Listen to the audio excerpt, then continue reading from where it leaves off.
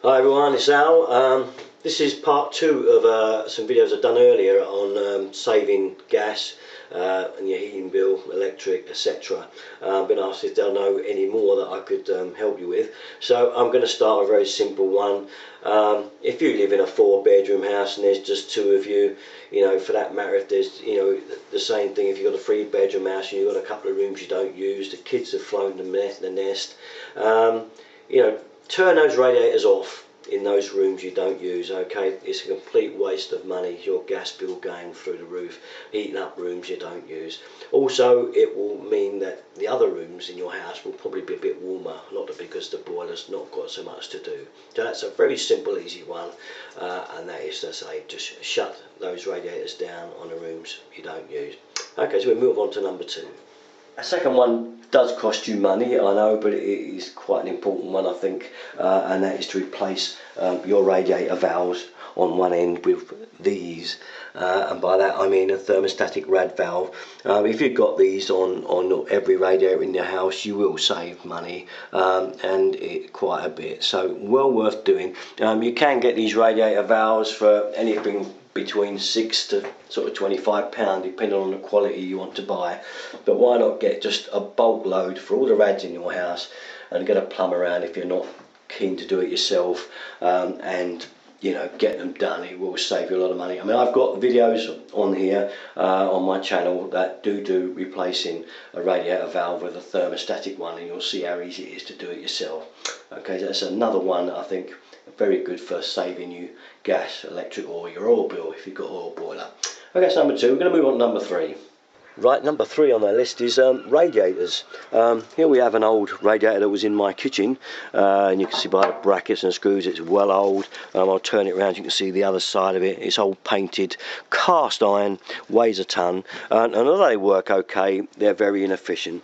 So what to do to save you money and your heating costs again is to change any of that type of radiator you've got in your house with one of these.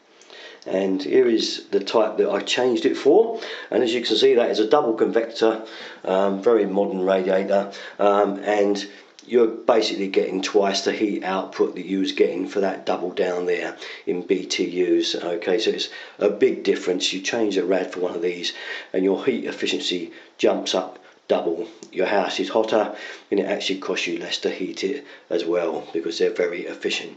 Well worth the money. Now look, if you are skint and you haven't got a lot of money, or you're living in rented accommodation or something like that, then there is another little cheat that you can use, and that is to take the radiator off the wall anyway, and back the wall with Bako foil, or any reflective type covering. Well, I usually use Bako foil, or wrap that's the type of stuff you use for the oven, bright and shiny. Stick it on the wall behind the radiator, and then put your radiator back, and then it will reflect a lot of the heat back into the room. Alright, so you will get a good increase in what you were getting if you have got an old cast iron rad and you can't afford to change it over. Okay, so that's just a little tip that's virtually free. It does work, but that's only if you can't afford to change a radiator. Okay, so we move on to the next tip. Right, next tip everyone, and this one, I mean, I'm sort of angling myself up there so I can show you my loft, but what am I trying to say? Well, the next one involves adding inhibitor to your heating system.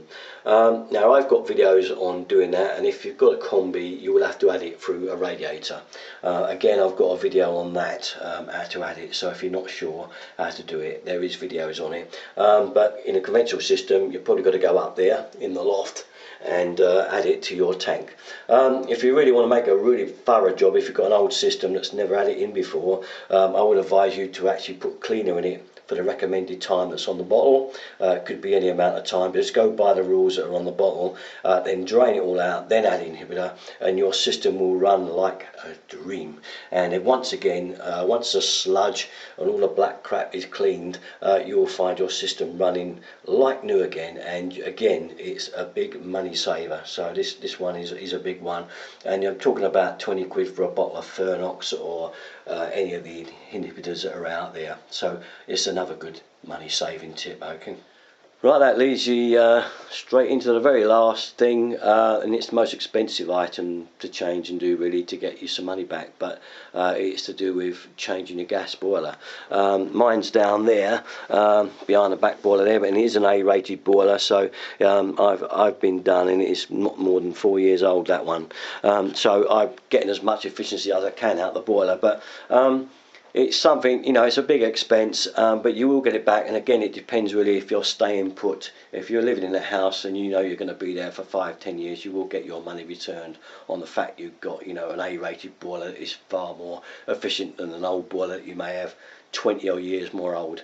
I think I always benchmark at about 20 years. If it's reached that age, you've had a good bit of wear out of it, and it's time to get something a bit more efficient that's going to save you a bit of money and be a lot more economy for you. And I know it's an investment that takes time to get your money back, so that's something you've got to seriously think about.